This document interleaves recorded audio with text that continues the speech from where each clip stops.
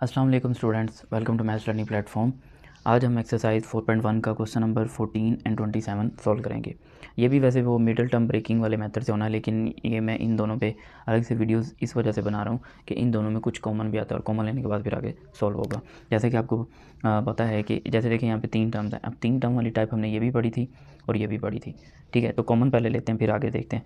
तो 2 कॉमन है, जैसे देखें 2, 4 और 6 किस कॉमन टेबल पर डिवाइड होते हैं। 2 कॉमन आ गया, ए की पावर 2, ए की पावर 1 और आगे ए कॉमन नहीं, इसलिए मैंने 4 और नहीं 2 के बाद क्या लगा दी ब्रैकेट। तो बाकी रिमेनिंग रह जाएगा ए स्क्वायर 2 ऑन द 2। ये देखें, इस तरह मैंने आपको बताया भी हुआ है कि आप इस तरह जो है सॉल्व करके भी आंसर लिख सकते हैं। फिर इसी तरह -4a डिवाइड बाई 2 कितना आएगा -2a, ठीक है। और 2 का टेबल कहाँ तक पढ़ें, 6 आए तो -3, ठीक है। अब आप देखिए 3 टर्म आ गई हैं, तो 3 में 2 परफेक्ट स्क्वायर नहीं, इसका मतलब ये टाइप नहीं है।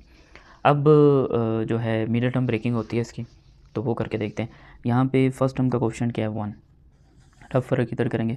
फर्स्ट टर्म का कोफिशिएंट है 1, 1 मल्टीप्लाई बाय -3, आंसर आ गया -3। थोड़ी देर के लिए इस माइनस को हम जो है निगलेक्ट करते हैं, ठीक है। -3 आ गया।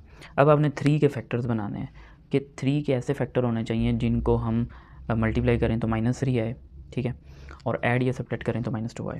तो आप सबसे पहले ये देखें, कैलकुलेटर भी मैं यहाँ पे रख लेता हूँ आपकी जो आसानी है उसके लिए। तो 3 को डिवाइड करते हैं 1 पे, तो ये देखें 3 डिवाइड बाय 1 कितना आंसर आएगा 3, ठीक है। अब ज़रा 3 और 1 को ऐड करें, कितना होता है 4, माइनस करें तो कितना आया 2, और मुझे भी 2 चाहिए था। इसका मतलब ये पहले स्टेप में ही फैक्टर मिल गए, ठीक है। लेकिन मसला ये है कि मुझे आंसर चाहिए -2। अब जो मेरे फैक्टर आए हैं 3 और 1, तो मुझे माइनस किसके साथ लिखना चाहिए। एक तो मैंने आपको डायरेक्ट बताया हुआ है कि मतलब जो आपको साइन चाहिए वो ग्रेटर के साथ चुप करके लगा दें, और जो है मतलब दूसरा साइन वो इसके साथ लगा दें, तो इसका आंसर आएगा -2। और अगर आपको कन्फ्यूजन है तो कैलकुलेटर आपके पास है, ये देखें -3 + 1 लिखें तो -2 आ रहा है ना। अगर आपको मज़ीद कन्फ्यूजन है तो आप ऐसे लिख के देख लें, इससे +2 आ रहा है, लेकिन हमें चाहिए -2, तो ये -3 + 1 इसका आंसर आ रहा है -2। एक कंडीशन तो फुलफिल होगी मिडल वाली टर्म वाली, ठीक है। अब ज़रा इन दोनों को मल्टीप्लाई करने से ये आंसर आना चाहिए, मल्टीप्लाई भी करके देख लेते हैं। -3 मल्टीप्लाई बाय +1, लो जी ये -3। तो ये मैंने आपको जैसा कि बताया था माइनस बाद में जाके खुद ब खुद ही क्या हो जाएगा, एडजस्ट हो जाएगा। तो दोनों कंडीशन फुलफिल हो रही हैं, तो फैक्टर्स इधर हम लिख देंगे ए स्क्वायर।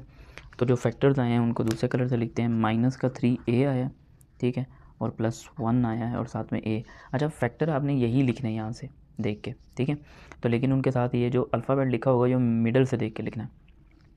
उसके बाद आ जाएगा -3। अब देखें इन दोनों को एक साथ सॉल्व करेंगे, इन दोनों को एक साथ। ये ब्रैकेट लगाना समटाइम स्टूडेंट भूल जाते हैं, जो मैंने बॉक्स या स्क्वायर ब्रैकेट लगाई है, ठीक है, ये आपने लाजमी लगानी है यहाँ पे। और हर स्टेप में साथ साथ आप इक्वल का साइन भी लगाएंगे, जो कि हम में से अक्सर लोगों को भूलने की बीमारी होती है।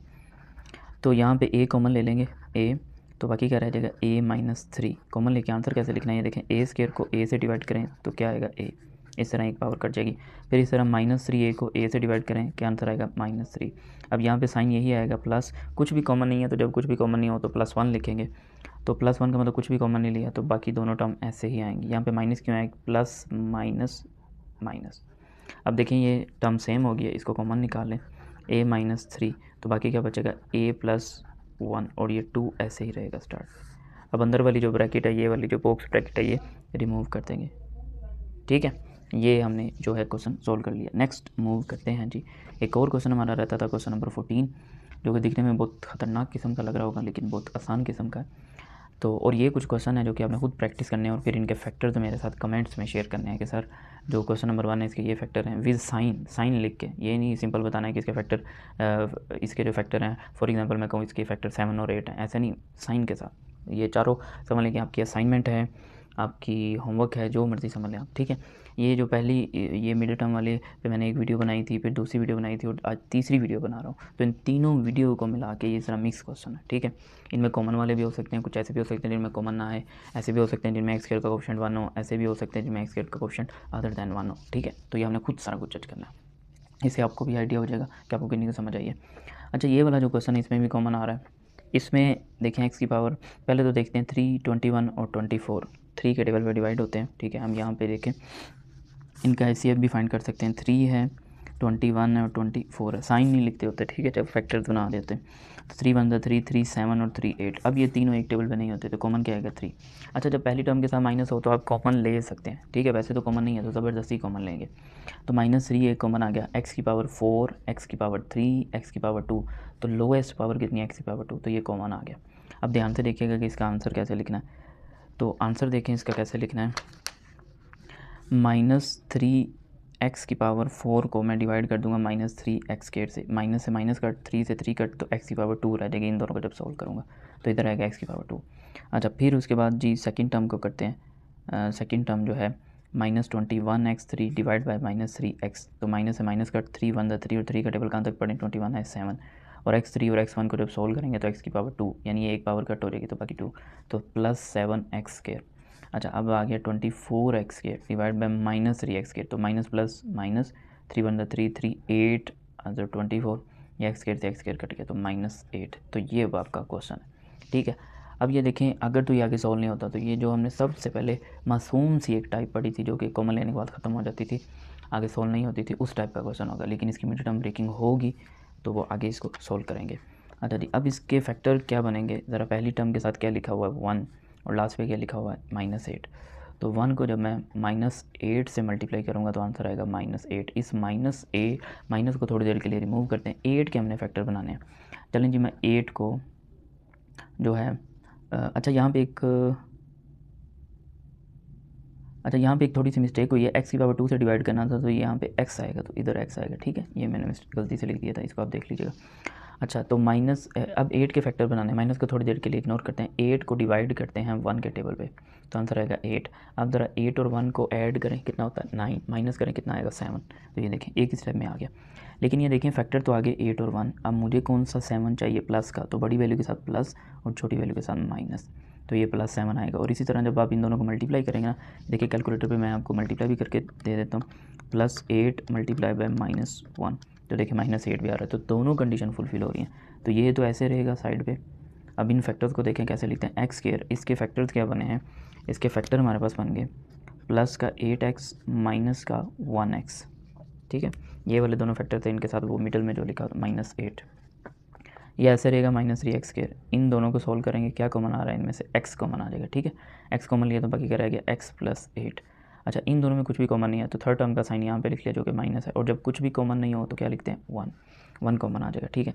अब यहाँ पे -1 बाहर है तो सिंपल x आ जाएगा, और ये माइनस और ये माइनस मिलके क्या हो जाएंगे प्लस, और यहाँ आ जाएगा 8, ठीक है। अब ये देखें, ये दोनों जो टर्म्स हैं ये दोनों क्या हैं, सेम है, यानी कॉमन आ जाएंगी, तो ये हो जाएगा x + 8, तो बाकी क्या रह जाएगा x - 1।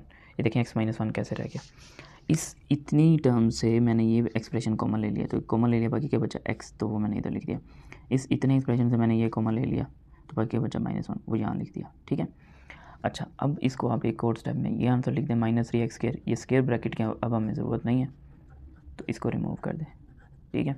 यहाँ पे मैं बता देता हूँ स्टूडेंट्स के, यहाँ पे मैंने एक स्टेप डायरेक्ट किया था, अब देख लीजिए, क्योंकि वो जगह मैंने नीचे लाइन लगाई थी इस वजह से, इधर भी आप ऐसे कर सकते हैं, ठीक है।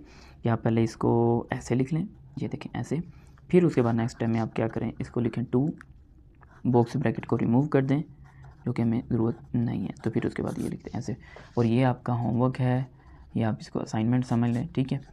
ये क्वेश्चन करने बहुत ज़्यादा ज़रूरी है, स्पेशली जो एज ए असाइनमेंट मैं आपको दे रहा हूँ, ठीक है। इसी के साथ ही हमारा आज का लेक्चर यहाँ पे कंप्लीट होता है। तो अगर आपको किसी भी स्टेप में कोई कन्फ्यूजन है तो आप कमेंट्स में मुझसे ज़रूर पूछें, और डिस्क्रिप्शन में मेरा व्हाट्सअप नंबर भी गिवन है, आप उस पर भी मुझसे कॉन्टैक्ट कर सकते हैं, ठीक है। इसके अलावा अगर आपने अभी तक मेरा चैनल नहीं सब्सक्राइब किया तो चैनल को सब्सक्राइब कर लें, और साथ ही साथ बेल आइकन को भी प्रेस कर लें। और अगर आपको मेरा काम, मेरी वीडियोस अच्छी लगती हैं तो अपने क्लास फेलोज़ और अपने दोस्तों के साथ लाजमी चैनल को शेयर किया करें, ताकि जिस तरह आप फ़ायदा उठा रहे हैं दूसरे स्टूडेंट भी फ़ायदा उठा सकें।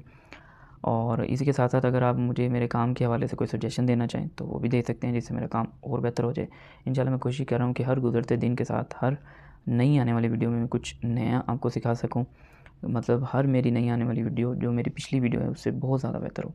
लेकिन फिर भी अगर आपको कहीं लगे कि कुछ कमी है, कुछ कोताही है, तो आप मुझे ज़रूर बताएं। अल्लाह हाफिज़। इंशाल्लाह नेक्स्ट वीडियो में हम 4.1 का सिर्फ और सिर्फ एक क्वेश्चन रह गया जो कि क्वेश्चन नंबर 11 है, उसको सॉल्व करते हैं।